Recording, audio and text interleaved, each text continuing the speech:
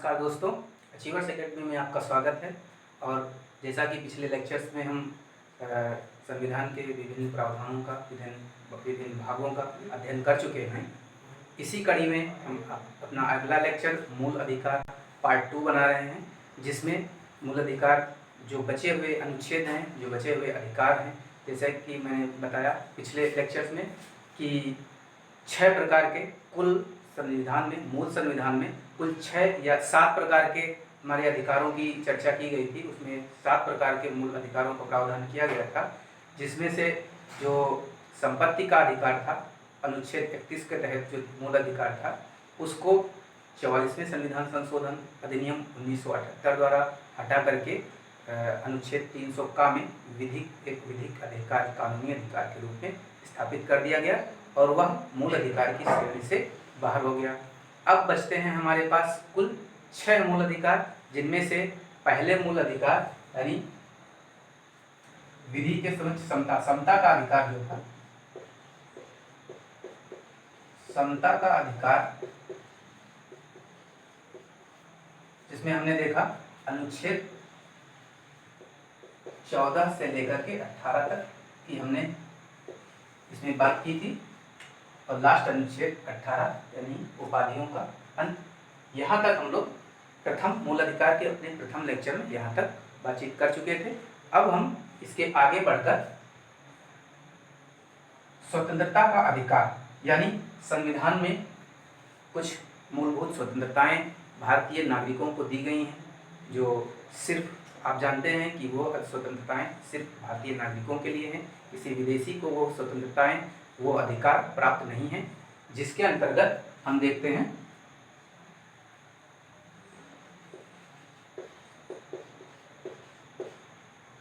स्वतंत्रता का अधिकार, या यूं कहें वाक एवं स्वतंत्रता का अधिकार,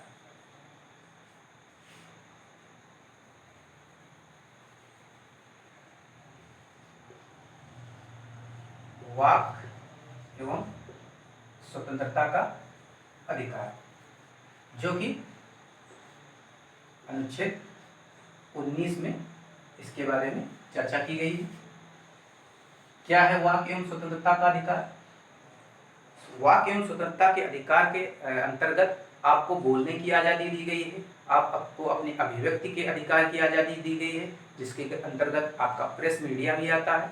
इसमें आप किसी भी प्रकार के अपने विचार जो कि तर्क संगत हैं, अर्थपूर्ण हैं, उनको आप अभिव्यक्त कर सकते हैं, आप अपने मौलिक अधिकारों के रूप में उनका प्रयोग कर सकते हैं। इसी के तहत आपको 6 प्रकार के अधिकारों, इसी में अनुच्छेद 19 के तहत ही आपको 6 प्रकार के अधिकार प्रदान किए गए हैं, जिसमें अभिव्यक्ति का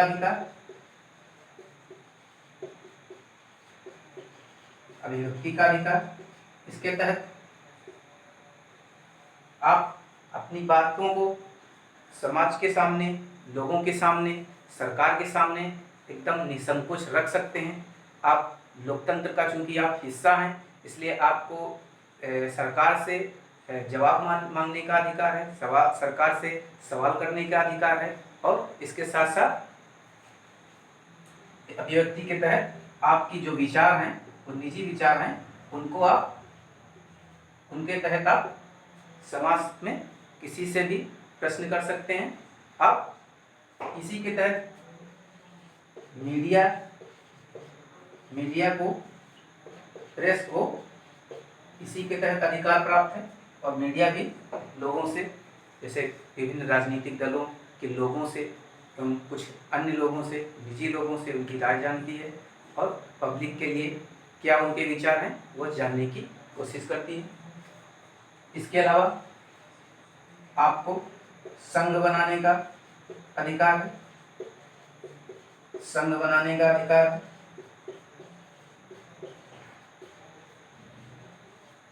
आपको प्रदर्शन करने का अधिकार है, आपको कहीं पर रैली करने का अधिकार है, संघ बनाने का अधिकार है।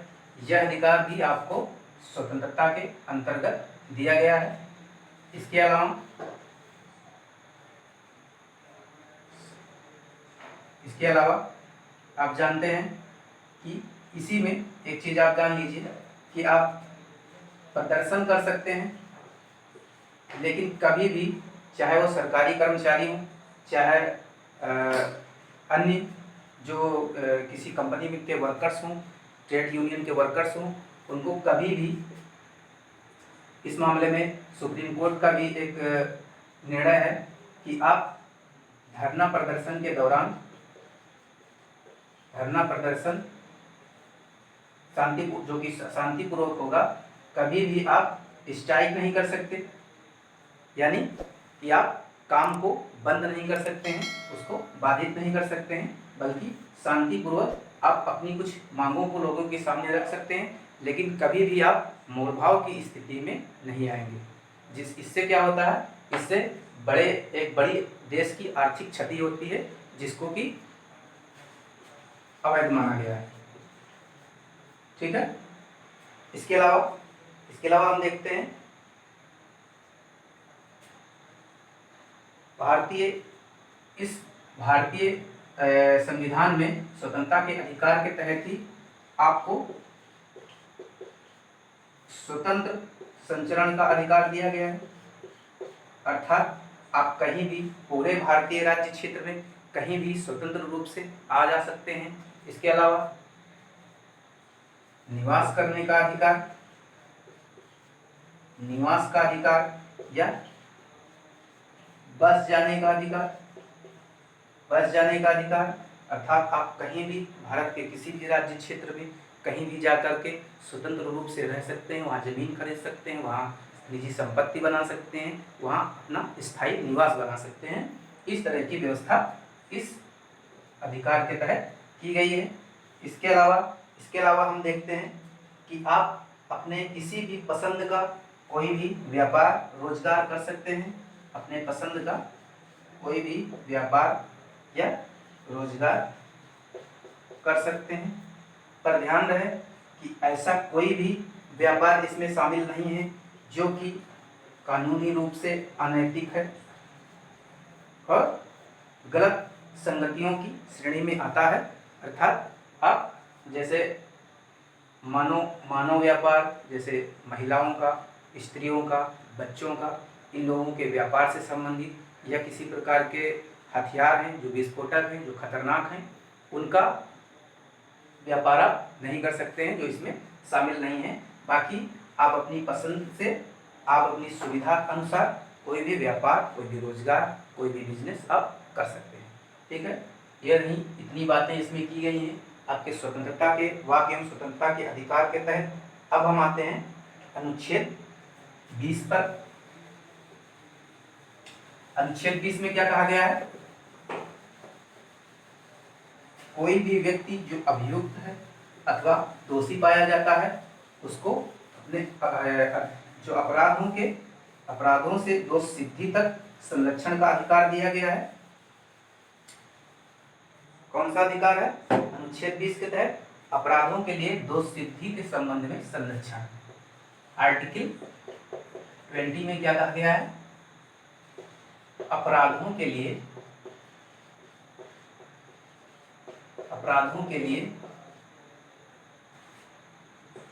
दोष सिद्धि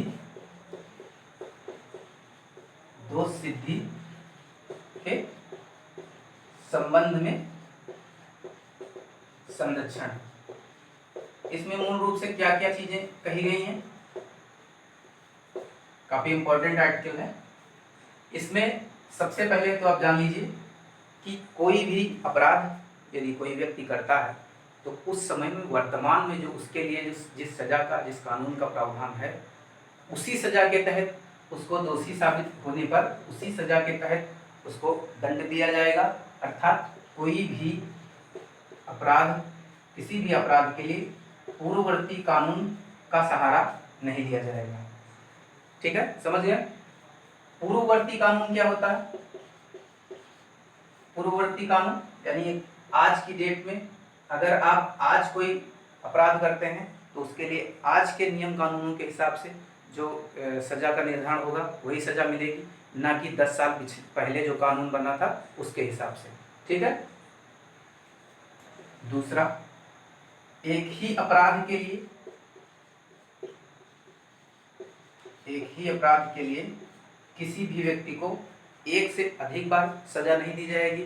यानी कि आप अगर किसी व्यक्ति से अगर मान लिया मर्डर हो जाता है जाने अनजाने में, तो उसके लिए मान लिया 10 वर्ष की सजा का प्रावधान है, तो उसको 20 वर्ष के लिए सजा नहीं दी जा सकती। यानी 2 बार सजा, यानी एक बार सजा दी गई, फिर वो अगर 10 साल की सजा काट के आया तो दोबारा सजा उसको नहीं दी जा सकती। इस तरह का कुछ प्रावधान इसमें किया गया है।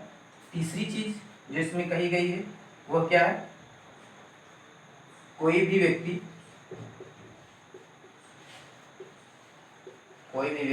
या किसी व्यक्ति को स्वयं के खिलाफ गवाही देने के लिए बाध्य नहीं किया जा सकता।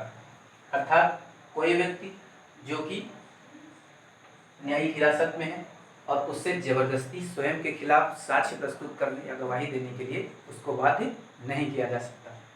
ठीक है, यहाँ तक हम देखते हैं एकदम आसान चीजें हैं, बस थोड़ा इम्पोर्टेंट टाइप की हैं, इसको हम याद कर लेंगे। ठीक है, अब बात करते हैं आर्टिकल 21 की, जिसके अंतर्गत जो कि बेहद इम्पोर्टेंट, या यूं कह सकते हैं कि इसमें सबसे इम्पोर्टेंट आर्टिकल्स में से एक है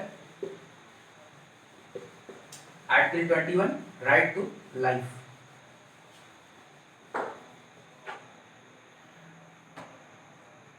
आर्टिकल 21, राइट टू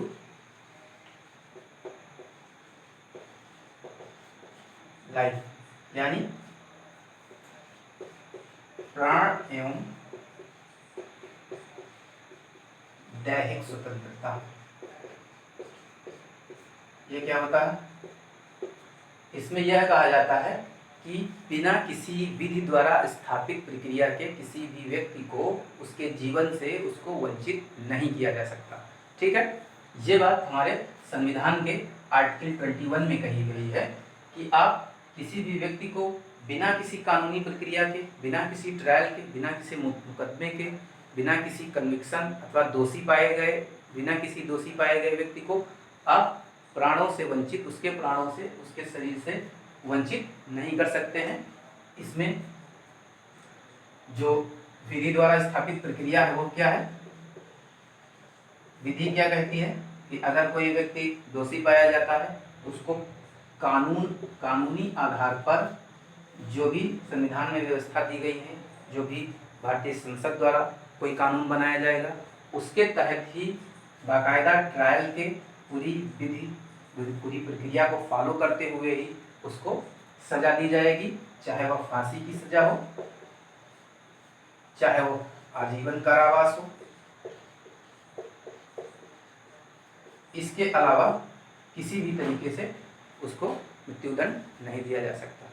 बाकी आप जान रहे हैं इस आपराधिक दौर में कई बार लोगों द्वारा हत्या कर दी जाती है, मारपीट किया जाता है, कई सारे अन्य कार्य किए जाते हैं जो कि अनैतिक हैं और अपराध की श्रेणी में आते हैं, जो अपवाद हैं। ठीक है, इसके अलावा इसमें प्राण एवं दैहिक स्वतंत्रता के साथ साथ इसमें सुप्रीम कोर्ट ने समय समय पर कई अन्य अधिकारों को जोड़ा है। जैसे आप देखते हैं निजता का अधिकार भी इसी में शामिल है, यानी आपकी जो कुछ निजी लाइफ है उसमें किसी प्रकार का कोई हस्तक्षेप नहीं करेगा। तर्कसंगत तरीके से ही किसी प्रकार का इंटरफियर किया जा सकता है। जैसे आप निजी लाइफ में अगर आप कुछ गलत कर रहे हैं तो उसमें कानूनी प्रक्रिया के तहत हस्तक्षेप किया जाएगा। बाकी जैसे फ़ोन टैपिंग संबंधित कुछ विवाद सामने आते हैं, कभी कभी देखने को मिलते हैं, तो ये जो फ़ोन टैपिंग का अधिकार है कि फ़ोन आपका कोई टैप नहीं कर सकता, वो भी आपका अधिकार आर्टिकल 21 के तहत संरक्षित है और विधि द्वारा स्थापित किसी प्रक्रिया के माध्यम से ही ऐसा किया जा सकता है, अन्यथा नहीं। इसके अलावा आप देखते हैं इंटरनेट का भी अधिकार आपको प्राप्त है। इंटरनेट का अधिकार इंटरनेट का अधिकार, स्वच्छ पर्यावरण का अधिकार, स्वच्छ पर्यावरण का अधिकार, विदेश यात्रा का अधिकार, स्वच्छ वायु एवं जल का अधिकार, स्वच्छ वायु एवं जल का अधिकार। इस तरह से कई सारे अधिकार हैं जो इसमें शामिल किए गए हैं। घूमने फिरने का अधिकार आदि, ये सभी अधिकार आपको अनुच्छेद 21 के तहत दिए गए हैं, प्रदान किए गए हैं, जिसकी समय समय पर कानूनी व्याख्या सुप्रीम कोर्ट के द्वारा की जाती रही है। ठीक है, अब हम आते हैं आर्टिकल 22। अकॉर्डिंग टू आर्टिकल पढ़ाने का यहाँ पर सिर्फ इतना ही तात्पर्य है कि आपको आर्टिकल्स भी धीरे धीरे सारे याद हो जाएंगे और उसके तहत आने वाली जो कॉन्सेप्ट हैं, जो चीज़ें हैं, वो भी आपको इंफॉर्मेशन के रूप में मिल जाएगी। चीज़ें याद करने में थोड़ा आसान हो जाएंगी। अब हम बात करते हैं आर्टिकल 22, यानी कुछ दशाओं में गिरफ्तारी। कुछ दशाओं में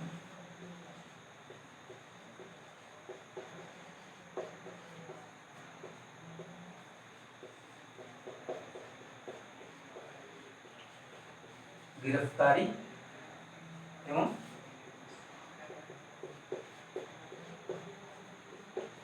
निरोध से संरक्षण, अर्थात आपको जबरदस्ती कभी भी डिटेंशन में नहीं लिया जा सकता, यानी आपको जबरदस्ती जेल में नहीं डाला जा सकता, बल्कि यह एक ऐसी स्थिति होती है जिसमें व्यक्ति को अपराध करने से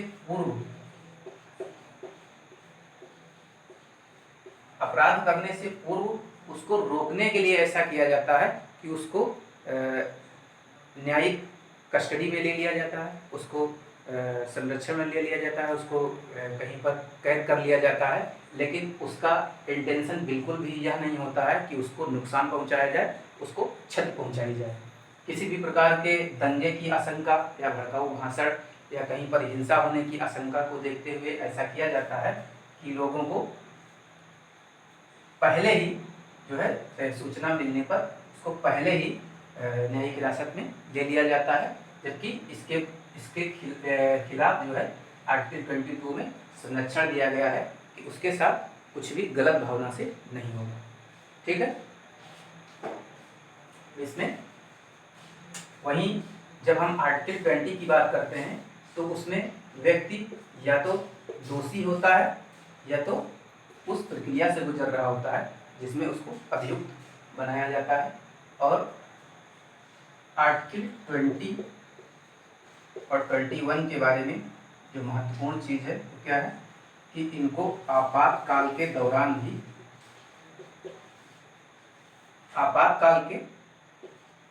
भी इनको निलंबित नहीं किया जाता।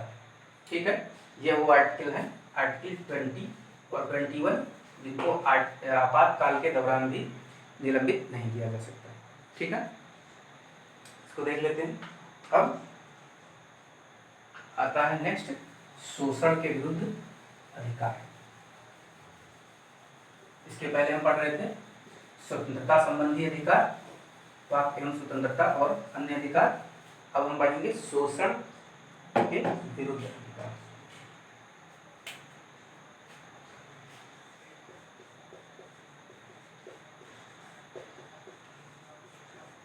शोषण के विरुद्ध अधिकार, इसमें कौन कौन से अधिकार आते हैं? इसमें अनुच्छेद 23 और 24 आते हैं। जिसमें अनुच्छेद 23 में कौन सा अधिकार आता है? एक तो मानव दुर्व्यापार और बालकों के साथ बलात्श्रम, पहला बलात्श्रम और दूसरा मानव दुर्व्यापार। ये चीज़ें आर्टिकल 23 के आती हैं। ये बलात्कार श्रम क्या है, इसमें किसी भी अगर कोई भी बच्चा है जो 14 साल से कम उम्र का है, उसके साथ आप जबरदस्ती, या कोई भी है, मान लिया बच्चा है या कोई भी युवक है, कोई भी है, तो उसके साथ आप बेगार नहीं करवा सकते, यानी बिना मजदूरी के उससे काम नहीं ले सकते। एक दूसरा जो कर्तव्यों की श्रेणी में आता है उसको छोड़ करके, कि जब भी राष्ट्र का आह्वान करने पर आपको निःशुल्क जो है देश के रक्षा सुरक्षा के लिए काम करना पड़ेगा, उसको यदि छोड़ दिया जाए तो यहाँ पर बेगार नहीं करवाया जा सकता राज्य को छोड़कर। बाकी किसी के साथ भी जबरदस्ती नहीं की जा सकती। इसके अलावा मानव दुर्व्यापार के अंतर्गत चाहे वो बच्चे हों अथवा स्त्री या महिला, इनके खरीद फरोख्त करना सब जो है एक अपराध की श्रेणी में रखा गया है और इनके व्यापार को अपराध घोषित किया गया है। ठीक है, अब बात करते हैं आर्टिकल 24 की।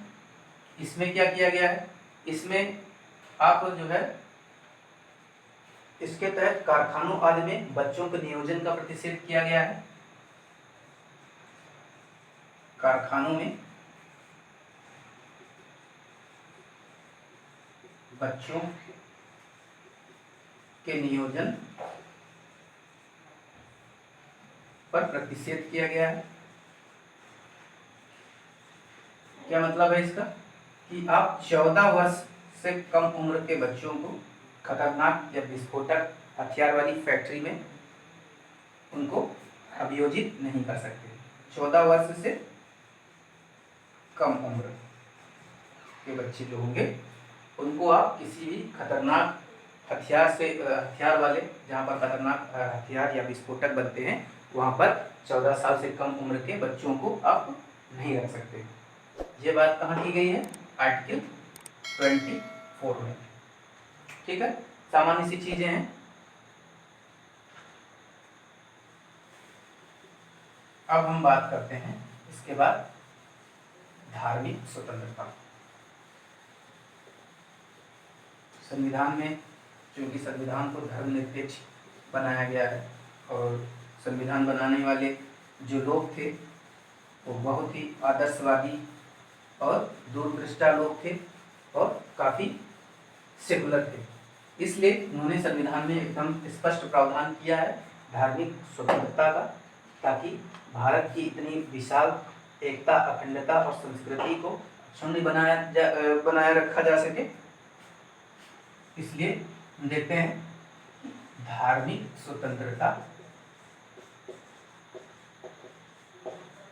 स्वतंत्रता का अधिकार जो है, इसकी बात की गई है आर्टिकल 25 टू 28 तक। ठीक है, इसके तहत आपके धार्मिक स्वतंत्रता की बात की गई है, जिसमें आर्टिकल 25 में क्या कहा गया है, किसी भी व्यक्ति को अंतःकरण और धर्म के अबाध रूप से मानने, आचरण और प्रचार करने की स्वतंत्रता दी गई है। इसका क्या मतलब हुआ, कोई भी व्यक्ति अबाध रूप से अगर अपने धर्म को मानता है, अंतःकरण की आवाज़ पर किसी धर्म को मानता है, उसका प्रचार करता है, उसका संरक्षण करता है, तो इसका मतलब क्या हुआ, कोई भी व्यक्ति हो, किसी भी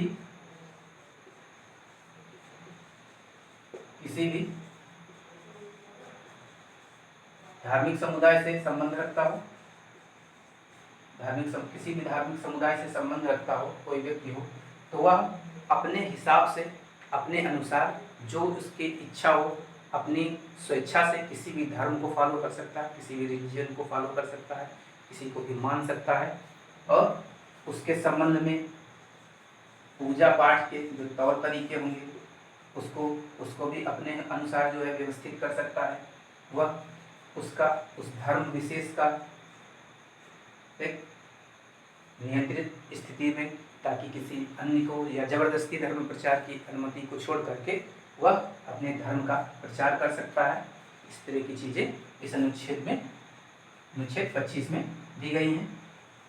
वहीं अनुच्छेद 26 में क्या बातें की गई हैं? अनुच्छेद 26 में धार्मिक कार्यों के प्रबंधन की स्वतंत्रता की बात की गई है। यहाँ पर धार्मिक कार्यों के प्रबंधन की स्वतंत्रता की बात की गई है, अर्थात आप किसी धर्म से संबंधित हैं तो उस धर्म से संबंधित आप किसी संस्था की स्थापना कर सकते हैं, उस धर्म से संबंधित किसी ट्रस्ट की स्थापना कर सकते हैं, उस धर्म से संबंधित किसी संपत्ति के स्वामित्व अगर वह संस्था कहीं स्थापित करेंगे तो उसके लिए स्थायी संपत्ति की आवश्यकता होगी, भूमि की जरूरत होगी, और इस तरह की चीज़ें आपको स्थापित करने उसके प्रबंधन की स्वतंत्रता इस अनुच्छेद के तहत आपको दी गई है। ठीक है, अब हम अनुच्छेद 27 की बात करते हैं। अनुच्छेद 27 में क्या दिया गया है? धर्म की अभिवृद्धि के लिए करों के संदाय से स्वतंत्रता, करों के संदाय से स्वतंत्रता। इसका क्या मतलब है? करों के संदाय से स्वतंत्रता अर्थात आप किसी दूसरे धर्म की अभिवृद्धि के लिए, उसके पोषण के लिए आप किसी एक व्यक्ति या समुदाय से करों की वसूली नहीं कर सकते। अर्थात किसी धर्म विशेष यानी किसी धर्म विशेष की अभिवृद्धि के लिए आप पूरे समाज पर उसके लिए कर जो है आरोपण नहीं कर सकते। यानी कि आप पूरे समाज से टैक्सेस का कलेक्शन करते हैं, वहाँ से कर एकत्रित करते हैं, और किसी एक राज्य द्वारा ऐसा कतई नहीं किया जा सकता, और निजी व्यक्ति तो वैसे भी नहीं करते हैं। तो इसलिए किसी धर्म के विकास के लिए, किसी इंडिविजुअल धर्म के विकास के लिए आप सभी पर कर का आरोपण नहीं कर सकते हैं, बल्कि उसी धर्म के विकास के लिए, यानी पर्यटन सुविधा या इंफ्रास्ट्रक्चर डेवलपमेंट के लिए, इस तरह की चीज़ों के लिए आप शुल्क लगा सकते हैं। ठीक है, शुल्क से मनाही नहीं है। बाकी आप टैक्स का मतलब क्या होता है? जैसे टैक्स लगेगा, एक अनिवार्य भुगतान होता है। आप जानते हैं कि टैक्स एक अनिवार्य भुगतान होता है जो देश के नागरिक पे करते हैं गवर्नमेंट को, राज्य को, और उससे वो पैसा जो संचित निधि में जाता है वो पूरी पब्लिक पर वापस में उन कमजोर वर्गों यानी जो निचले तबके के स्तर के लोग होते हैं उनके ऊपर ही उनके विकास के लिए खर्च होता है। पूरे देश के इंफ्रास्ट्रक्चर विकास पर, रोड, स्कूल, विद्यालय, स्वास्थ्य जैसे अस्पताल, इन सब चीज़ों पे खर्चा होता है जो टैक्स होता है। लेकिन शुल्क किसी विशेष चीज़ को, किसी विशेष ओकेशन पर, किसी विशेष ज़रूरत पर इसको लगाया जाता है और फिर खर्च किया जाता है। ठीक है, इतनी चीज़ आप समझते हैं। फिर 28 में क्या बात की गई है? अनुच्छेद 28 में कहा गया है धार्मिक शिक्षा में उपस्थिति होने से स्वतंत्रता। यानी अगर कहीं पर भी धार्मिक शिक्षा दी जा रही है, किसी विद्यालय में, किसी सार्वजनिक संस्थान में, और वह कोई व्यक्ति जो किसी दूसरे समुदाय, किसी दूसरे संप्रदाय का है, धार्मिक शिक्षा में उपस्थित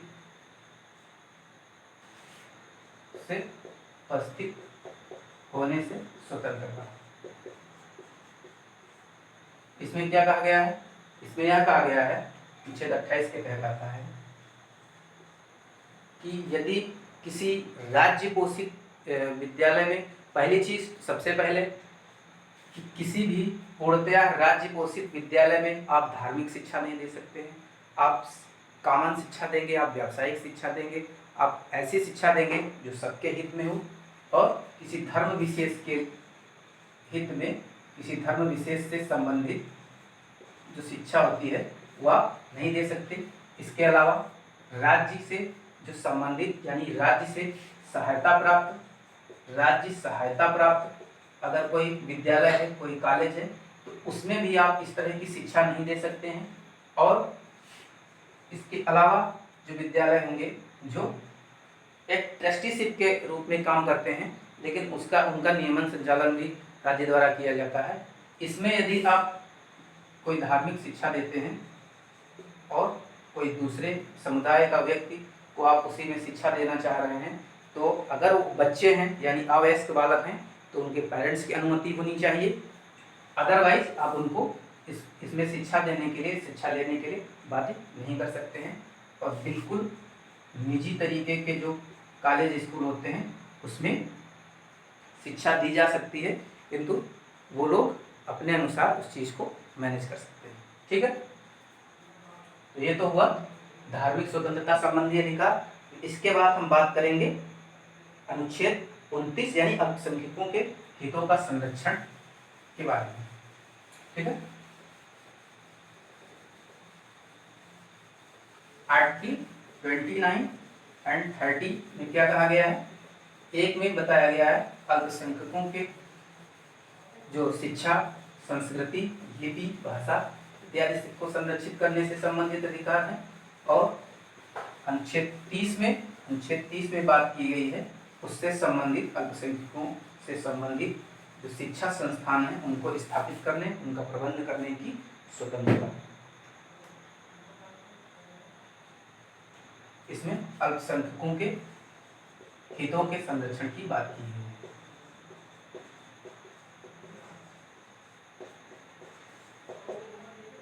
वैसे एक चीज बड़ी कंफ्यूज करने वाली है, ये अल्पसंख्यक शब्द क्या है? अल्पसंख्यक में कौन शामिल होता है, कौन नहीं शामिल होता है, कौन है या बहुसंख्यक क्या होता है? ये क्या है? अल्पसंख्यकों के हितों का संरक्षण। यह चीज आप जान लीजिए पहले। अल्पसंख्यक जो शब्द है संविधान में इसकी कहीं भी कोई परिभाषा नहीं मिलती, कहीं भी इसके बारे में कोई व्याख्या देखने को नहीं मिलती है। बस बाद में लोग अपने हिसाब से इसको इंटरप्रिटेट करते रहते हैं, व्याख्यायित करते रहते हैं। और इसमें ज़्यादातर माइनॉरिटीज़ कम्युनिटी के जो लोग होते हैं, जैसे भारत जो है अगर देखा जाए संख्या के आधार पर, धार्मिक समुदाय के आधार पर, तो एक हिंदू बहुसंख्यक देश है।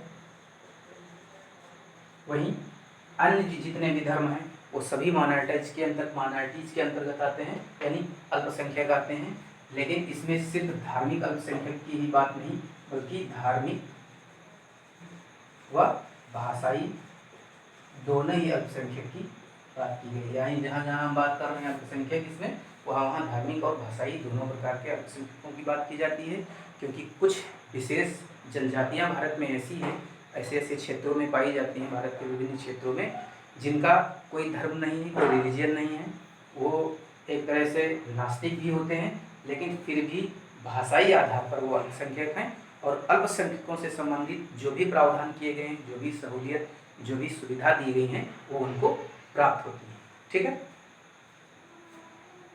तो हम देख रहे थे अल्पसंख्यकों के हितों का संरक्षण, यानी उनकी भाषा, उनकी संस्कृति, उनकी लिपि आदि, ये सारी चीज़ों, इन चीज़ों का संरक्षण एवं हितों, इनके हितों की बात अनुच्छेद 29 में की गई है, जिसके संरक्षण के लिए विभिन्न प्रावधान बनाए गए हैं। ठीक है, इसके बाद हम बात करते हैं आर्टिकल 30। इसमें क्या कहा गया है? इसमें कहा गया है कि जो अल्पसंख्यक वर्ग हैं वो अपने हिसाब से धार्मिक शिक्षा देने के लिए एवं धार्मिक शिक्षा एवं संस्कृति के संरक्षण के लिए, उसको बढ़ावा देने के लिए कुछ प्रमुख शिक्षण संस्थानों की स्थापना यह वर्ग कर सकते हैं। प्रमुख शिक्षण संस्थानों की स्थापना कर सकते हैं एवं साथ ही उनका प्रबंधन कर सकते हैं। आप देखते होंगे कि कई बार हम देखते हैं कई धार्मिक शिक्षा देने के लिए आप देखते हैं कि मस्जिदों में मदरसों की व्यवस्था होती है। वहीं कुछ हिंदू रीति रिवाज से प्राप्त होने वाली शिक्षा के लिए कुछ स्कूल्स बनाए गए हैं। इस तरह की चीज़ें हम इसमें धार्मिक अल्पसंख्यक या भाषाई अल्पसंख्यक आधार पर शिक्षण संस्थानों के रूप में देखने को संविधान में मिलता है। ठीक है। अब इसके बाद हम बात करते हैं अनुच्छेद 32 की। अनुच्छेद 32 स्वयं में एक मूल अधिकार है और मूल अधिकारों के संरक्षण की बात भी इसमें की गई है। अनुच्छेद 32 को क्या कहा गया है? संवैधानिक उपचारों का अधिकार। ठीक है। आर्टिकल 32 को क्या कहा गया है? संवैधानिक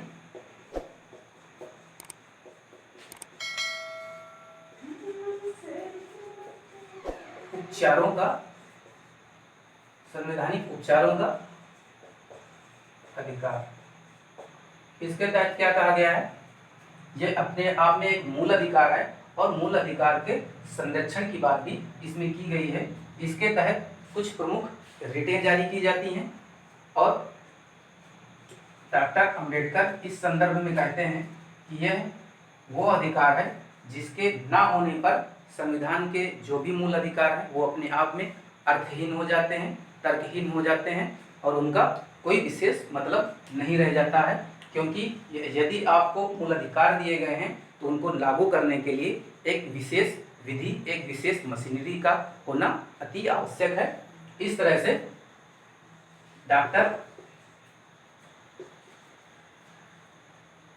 अंबेडकर इन अनुच्छेद 32 को यानी संवैधानिक उपचारों के अधिकार को संविधान की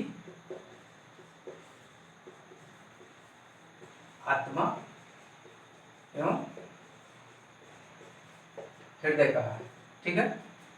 इस तरह से आप समझ सकते हैं कि इसका संविधान में अपने आप में मूल अधिकारों के तहत कितना अधिक महत्व है। साथ ही इसके तहत 5 प्रकार की रिटों की व्यवस्था की गई है। इन रिटों के बारे में चूंकि इनका विस्तृत अध्ययन करना जरूरी है तथा ये काफ़ी इम्पोर्टेंट है, काफ़ी महत्वपूर्ण है इन अधिकारों के संरक्षण से संबंधित, और सुप्रीम कोर्ट एवं हाई कोर्ट जो उच्च न्यायालय एवं उच्चतम न्यायालय इनके माध्यम से लोगों के अधिकारों का संरक्षण करती हैं। इसलिए चूंकि इनका अध्ययन थोड़ा विस्तृत करना पड़ेगा, इसलिए अब अपने अगले लेक्चर में इसको हम विस्तार से इसका अध्ययन करेंगे। तो आज के लिए देखते हैं इतना ही, और इसके बाद अगले लेक्चर में एक अलग सेपरेट लेक्चर जो है इन रिटों पर बनाया जाएगा, जिसको आप विस्तार से समझेंगे। ठीक है दोस्तों, धन्यवाद।